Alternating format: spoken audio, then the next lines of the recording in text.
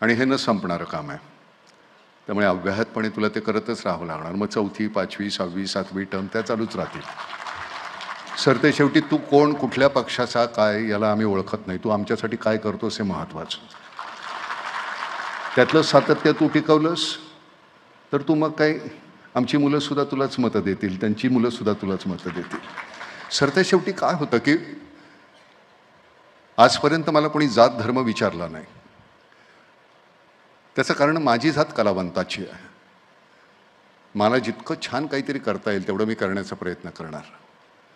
आणि जोपर्यंत तुम्हाला ते आवडत राहील तोपर्यंत तुम्ही ह्या थिएटरमध्ये मला पाहायला येणार. ए बाळा, तू इकडे होणार आहे, तू असा हो, मला लोक सगळी दिसली पाहिजेत.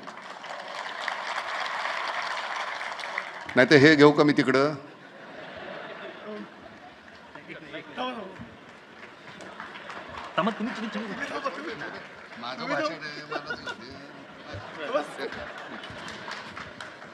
किती वेळ पाहणार तुम्ही ते? नाही का? 50 वर्ष होऊन गेली मला नाटका सिनेमात काम करत असताना. उदय, 50 वर्ष माझ्या ह्या चेहऱ्याने आणि माझ्या ह्या स्वभावासकट मी इथं टिकून राहणं. स्वभाव अतिशय विचित्र आहे, तिरसट आहे, रागावतो, बोलतो. पण मला असं वाटतं नट म्हणून मी ज्यावेळी इथे येतो त्यावेळी मी माझा जीव ओतायचा असतो. रत्नागिरी हे माझं आजोळ आहे, आई इथली आहे.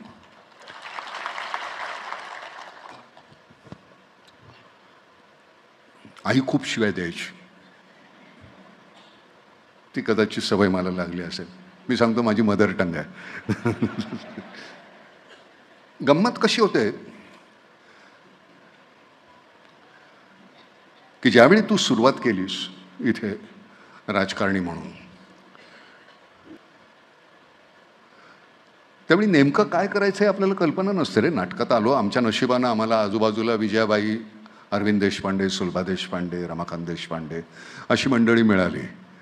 त्यामुळे तिथे काम करत असताना आम्हाला काहीच माहिती नसतं. आम्ही आपलं त्यांचं बोट धरून चालायला लागलो. कुठल्या तरी नकळत्या क्षणी त्यांनी त्यांचं बोट काढून घेतलं. आम्हाला माहिती नाही आम्ही कधी चालायला लागलो. पण ही फार मोठी दिग्गज मंडळी होती. तसं तुला मला माहिती नाही तुझ्या वाट्याला कोण आले, पण निश्चितपणे छान मंडळी आली असणार. वडील होते, त्यांचे संस्कार होते, आजूबाजूला अशी थोर मंडळी होती. पण हे सातत्य आहे. तुला काही कोणी गुळखोबरं दिलं नव्हतं, ये रे बाबा राजकारणी हो म्हणून, नाही का? मी त्याला पहिलं सांगितलं, बाबा अहवाल जर प्रसिद्ध करत असतील त्यातली जर एक खोटी गोष्ट आढळली ना तर मी जाहीररित्या बोलेन त्याच्याबद्दल. ते चालत असेल तर मला बोलव. आणि म्हणून त्यांनी तो म्हणला मी ती फीत केली ती तेवढ्यासाठी. वास्तविक खरं सांगतो उदय, असा अहवाल सत्ताधारी आणि विरोधी पक्षातील प्रत्येकानं द्यायला पाहिजे. आम्हाला कळायला पाहिजे ना तुम्ही काय केलं. विरोधी पक्षाला सुद्धा आम्ही मतं दिली म्हणून ते विरोधी पक्षामध्ये बसले ना. त्यामुळे ही प्रत्येकाची जबाबदारी आहे की तुम्ही काय केलं. हे उदय परवापुरतं मर्यादित राहता कामा नये प्रत्येकाने. कारण सरते शेवटी तुम्ही आमच्यासाठी आहात रे. आणि पुन्हा तुला कोणी जरी साहेब बोलणार असेल ना तर त्यांना आवर्जून सांग, साहेब बोलू नका. साहेब म्हटल्यानंतर तुमच्यातलं जे अंतर वाढत जातं ना. माझ्या अंगावर कायमच सुरगळलेले कपडे असतात. नाही, तू स्टारचे घालायला हरकत नाही, पण मला एवढ्यासाठी की मी कुठे शेतकरी मंडळींना भेटायला गेल्यानंतर सरळ येऊन ते मिठी मारू शकतात. माझे कपडे सुरगळतील, ह्याला डाग लागेल असं त्यांना वाटत नाही. त्याचं कारण मी त्यांच्यासारखा असतो म्हणून. तुम्हाला ते अंतर ठेवायचं आहे का तर ते ठेवू नका. माझ्या मते साहेब ही उपाधी काढूनच टाकायची. साहेब गेला कधीच आपला, 47 साली गेला साहेब. आता आपण श्री आहोत, माननीय आहोत, आदरणीय आहोत. आणि तो तुम्हाला निर्माण करणं फार सोपं आहे बरं का. आणि ते केवळ तुम्ही कामातून. रत्नागिरीमध्ये अशा प्रकारचं थिएटर मी तुम्हाला खरं सांगतो, मगाशी आल्यानंतर मी तिथून पाहत होतो, इतका अप्रतिम थिएटर आहे. असं वाटतं की नाही चला आता पुरुषचं नाटकाचा प्रयोग सुरू करावा. अजून काय लागतं आम्हाला तुम्हाला खरं सांगतो. नाटक सुरू झाल्यानंतर इथे सगळा काळोख पसरलेला असतो आणि त्या काळोखामध्ये आम्ही आमची सुख शोधत असतो. तशी ही जी मंडळी आहेत ही तुमच्याकडे पाहून आमची सुख शोधत असतात. त्यांची ती तुमची जबाबदारी आहे. कधीही कोणीही तुझ्या जवळ आल्यानंतर तुला बॉडीगार्डची कधीही गरज लागता कामा नाही आयुष्यात. हे तुझे बॉडीगार्ड सगळे. कधीही मला कधी वाटलं नाही, मी चिडलो, तिरसटलो, का एखादा कोणी काही अतिशय विचित्र वागला तर एखादी मी टपलीही मारतो. कशाला लागतात तुम्हाला बॉडीगार्ड? हे काय चाललंय? आमचे प्रतिनिधी आहात ना तुम्ही, आम्हाला लोटणार का तुम्ही असे दूर?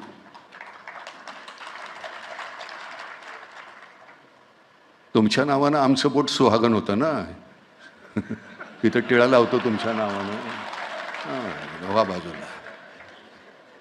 बरं काय काय वेळ काय होतं, कोण कुठल्याशी आम्ही सवाशिडी ते बसलो, हे नवरे कोणाबरोबर पळून जातात. कशाला लावलं गंध तुमच्या नावानं? पण ही जी आहे ही राजकीय शोकांतिका आहे, त्यातला विनोद अलायदा. खरंच वाईट वाटतं मनामध्ये आमच्या, काय आम्ही काय ठरवतो आणि तुम्ही काय करता. आमच्या मॅन्डेटला काही अर्थ आहे की नाही? हा राजकीय मंच नव्हे, तिथे मी त्याची वाच्यताही करू नये. राजकीय पक्षातली सगळ्या पक्षातले सगळेच माझे मित्र आहेत आणि त्याचं कारण आजपर्यंत कुणाकडेही काहीही मागितलं नाही. मैत्री टिकून आहे. ज्या दिवशी तुझ्याकडे काहीतरी मागेन त्या दिवशी ती मैत्री संपेल. काय कमी दिलंय देवानं? 50 वर्ष जीवापाड प्रेम केलं तुम्ही, अजून काय लागतं आम्हाला? 2 वेळच्या जेवणाची भ्रांत होती, आता इतकं दिलेलं आहे की ते परत द्यायला पाहिजे. माझा मुलगा आलेला आहे, गणेशसुद्धा माझा मुलगाच. मल्हार आलाय. मल्हारला म्हटलं तुला जेवढं लागेल तेवढं तू ठेव, बाकीचं समाजाने आपल्याला दिलेलं आहे ते देऊन टाकायचं त्यांना. सरते शेवटी 12 मण लाकडं म्हणजे तेवढीच लागणार, त्याच्या पलीकडे लागणार नाहीत. जाळताना सुक्या लाकडामध्ये जाळा, ओल्या जाळलं तर धूर येईल, जमणाऱ्या लोकांच्या डोळ्यातून पाणी येईल, माझा गैरसमज होणार, जाळताना माझ्यासाठी रडतायत, तो नको. नाही खरं.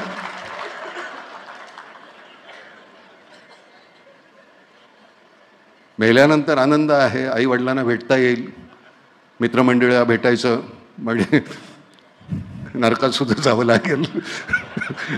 आम्ही सगळे त्यातलेच आहोत.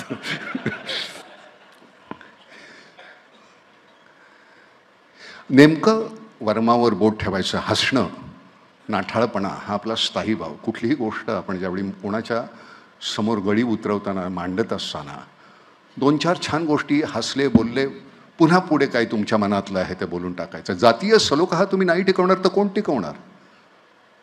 मी मुसलमान आहे किंवा मी हिंदू आहे किंवा मी ख्रिश्चन आहे, हा माझा काही गुन्हा आहे का रे? मला नाही कधी आजपर्यंत आठवलं किंवा माहिती आहे की रत्नागिरीमध्ये कुठे काहीतरी असं काही झालं. त्याचं कारण इथली माणसं पहिल्यांदा माणूस आहे. मला माझ्या पद्धतीनं, मी आईला माझं सगळं लहानपण मुसलमानांमध्ये गेलं. मुरुड जंजिराला आम्ही मियामद यांच्या घरात राहत होतो. त्यांच्या 2 बायका होत्या, नजीरा आणि अनवरी. अनवरीची 2 मुलं, दिलशाद आणि सैफुल. नजीराची 2, शगुफ्ता, बाबला. आधी एक मुलगा होता लियाकत म्हणून. आम्ही लहानपणाचे त्यांच्यातच वाढलोच तसे. एकमेकाच्या सणांमध्ये आम्ही कायम एकत्र होतो. कधी माहिती नाही, त्यावेळी ताबूतमध्ये पण नाचवायचं ना, ताबूत आमच्या. तर मला माहिती नाही हा सण आहे, तो त्याचा मातम आहे का आहे, मला काही कळायचं नाही. आम्ही लहान होतो एकदम. मग तो लियाकत, तो मोठे पूर्वी ते असे बिस्किटाचे डबे मिळायचे ग्लुकोजच्या, ते पत्र्याचे, आणि ते घेऊन आधी ढाकूमकूम असं वाजवायचं आणि आम्ही नाचत बसायचो. सगळं 6वीपर्यंतचं आयुष्य गेलं माझं तसं मुसलमानांमध्ये. आईला एक दिवस मी विचारलं होतं की आपल्या आणि मुसलमानात काय फरक आहे, त्यांना मुसलमान का म्हणतात, आपण हिंदू कसे? ते म्हणले काय नाही, दोघांची नमस्कार करण्याची पद्धत फक्त वेगळी आहे, आपण अशी करतो ते असे करतात. अजून काय संस्कार लागतात तुम्हाला? काही गरज लागत नाही. मी कधीही तुमच्यापेक्षा मोठा नव्हतो आणि मी कधीही तुमच्यापेक्षा लहान नसणार, ही वृत्ती ठेवली तर फार सोपं आहे. मेडिकल कॉलेज काढतोस इथल्या मुलांना, इथे इंजिनिअरिंगचं कॉलेज मिळतं, अजून काय लागतं? रत्नागिरी एक कसं गाव होतं मला माहिती आहे ना. मी 50 वर्षापूर्वी कारकीर्द सुरू केली आम्ही, ज्यावेळी नुसत्या ST मधून असे भटकत फिरायचो. आज ह्या गावाला, मग उद्या त्या गावाला, मग आता कुठे चिपळूणला, मग चिपळूण कुठं, मग गुहागरला, असे प्रयोग करत फिरायचो. 50 रुपये मिळायचं एका प्रयोगाचं. खूप होते 50 रुपये. ₹150 राशन भरलं जायचं महिन्याचं आमच्या 4 लोकांचं. पैशाला किंमत होती, त्यापेक्षा माणसांना जास्त होती. आज आम्ही पटकन कोणतरी राजकारणी म्हणतो आणि आम्ही एकमेकाची गचांड धरतो. त्यांचं काही चूक नाही, त्या मतलबी असतील. आम्हाला कळत नाही का? आम्हाला अक्कल नाही का? आम्ही आमचे आरशे फोडले का घरातले? ते नाही आपण पाहत. नुसतं कोणाला तरी नावं ठेवण्याचा काही आपल्याला अधिकार नाही. 4 कोणतरी टाळके असतात, ती भडकवतात तुम्हाला. फुली मारा त्याच्यावर. आपल्याला एकत्रच राहायचं आणि आपण एकत्रच राहणार आणि आम्ही एकमेकांशी असंच सहकार्य करणार, प्रेम करणार. तुम्हाला कळतंय, कळत असतं आपल्याला, वळत नाही. कळतंय ही आपली तुंबडी भरण्यासाठी. मला नावं घेता आली असती ना आता या मंडळींची, मला बरं वाटलं असतं. तुम्हाला खरं सांगतो, असं आईच्या भाषेमध्ये मी माझ्या कसं करता? काय तुमच्या तुंबड्या भरण्याचे कोण? काय तुम्ही निवडून येण्यासाठी कुठली अर्वाच्य भाषा, कुठलं काय पद्धतीनं बोलता? यशवंतराव चव्हाण गेले, लाखभर सुद्धा पैसे त्यांच्या अकाउंटवर, हजारामध्ये सुद्धा पैसे नव्हते. कलाम साहेब गेले, काही नाही, 2 सूट होते. आपल्या समोर एवढी आदर्शता, फक्त नेमकं एकच आहे, आम्ही कुठल्या आदर्श समोर ठेवायचे.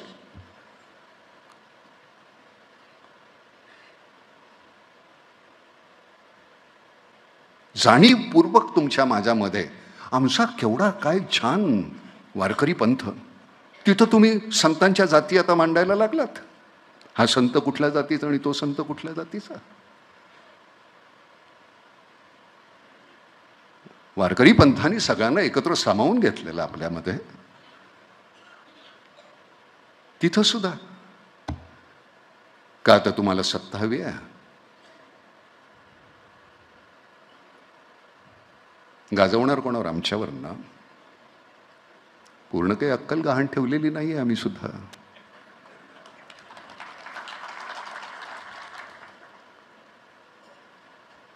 विकास आणि माशेलकर यांच्या बाजूला बसण्याचा सन्मान. विकास माझा थोरला भाऊ आहे, प्रकाश मधला, आणि मी धाकटा.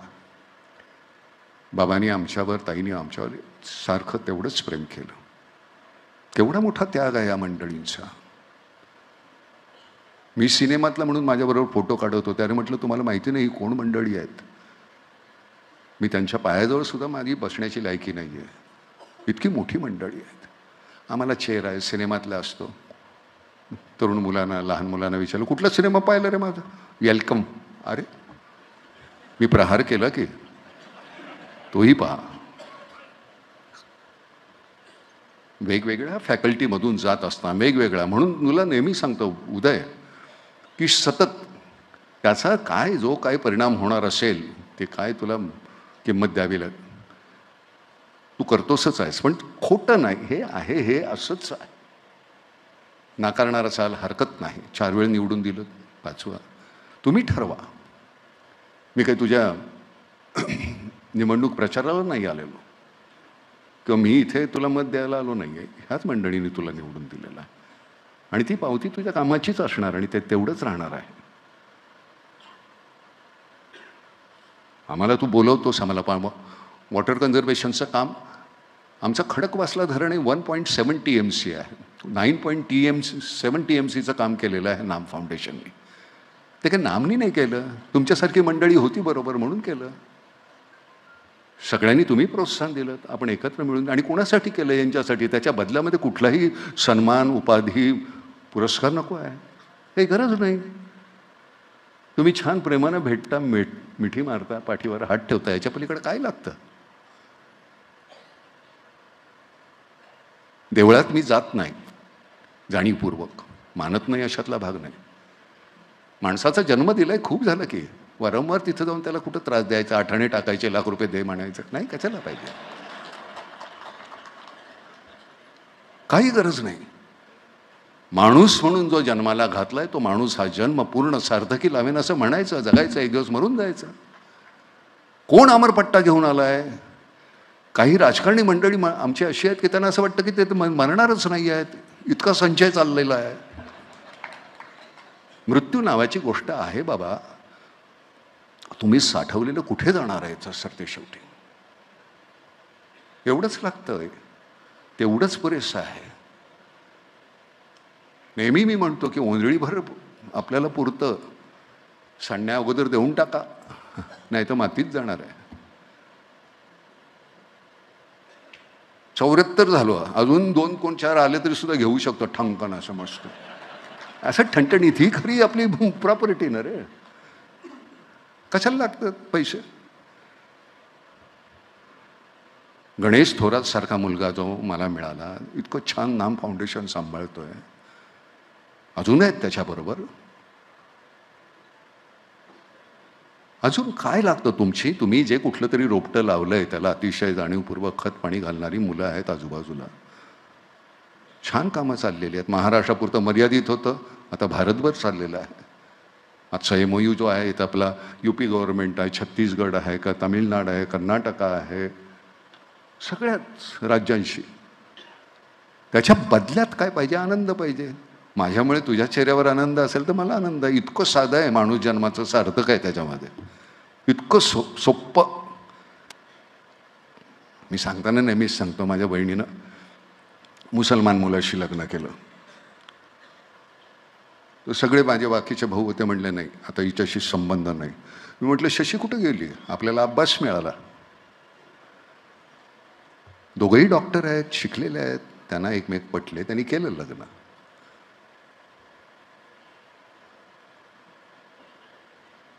मला नाही कधी त्याचा त्रास झाला. वारली ती, अजून अब्बास भेटतो मला. दोन्ही मुलं अमेरिकेला आहेत. मला हे नाकारून चालणार नाही. मला तुझ्या बाजूला, तुझी आणि माझी भिंत ही कॉमन असणार. पलीकडे तू राहणार आहेस, इकडे मी राहणार आहे. रत्नागिरी त्यासाठी आदर्श आहे. कधीही एकही कुठलीही याची कलुषित बातमी नाही. आणि हे रत्नागिरीत आलोय म्हणून बोलत नाही, माझा आजोळ आहे म्हणून बोलत नाही, खरंच आहे. कधीही कलुषित बातमी नाही. त्याला कारण तुम्ही आहात. तो सारासार विचार तुमच्या डोक्यात तुम्ही ठेवलेला आहे. तुम्ही तुमची माती सरकू दिली नाही नाठाळ लोकांनी केलेल्या वक्तव्याने. बोलावं, छान बोलावं, की सुंदर बोलावं. इतकं चांगलं संत वाङ्मय आहे आपल्याकडे.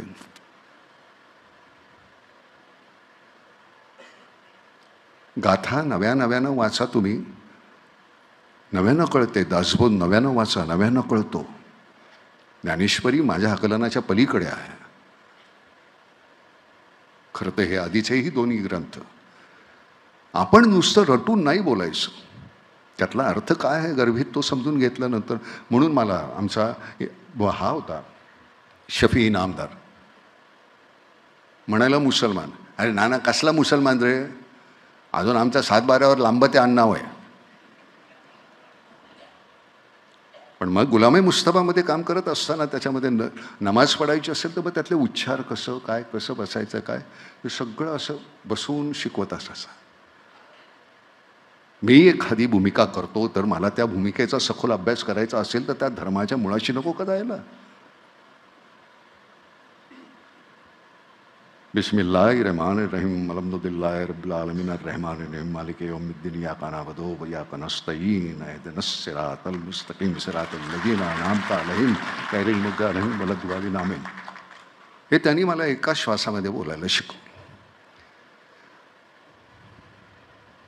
तसंच ओम भूर्भुवस्वः तत्सवितुर्वरेण्यम. हे सरते शेवटी तुम्ही काय आहे, तुमचे आरोह आवरं काय, आतमध्ये तुमच्या काय छलबिचल होते, काय शांतपणा मिळतो, एवढंच आहे ते. इतका छान मुलगा मिळालेला आहे आमच्या रत्नागिरीला. इतकं छान काम करतोयस. आम्ही तुला वारंवार निवडून देऊ. ज्या दिवशी चुकशील त्या दिवशी मी या स्टेजवर येईन. या स्टेजवरनं मी तुला बोलेन की हे तुझं उद्या चुकतंय, हे नाही. पण ती तू संधी देणार नाहीस याची मला खात्री आहे. तू असा बसून तू फार विचारी दिसतोयस असं समजू नको. तू हात काढ तिकडनं. तर विचार करणं नाही जमणार, तू काम करणं तुला जमतं. छोट्या भावंडांसारखी आहे ती सगळी मंडळी. त्यांच्यासाठी जेवढं काही करता येईल तेवढं तुम्ही करा, ते तुमच्यासाठी करतील.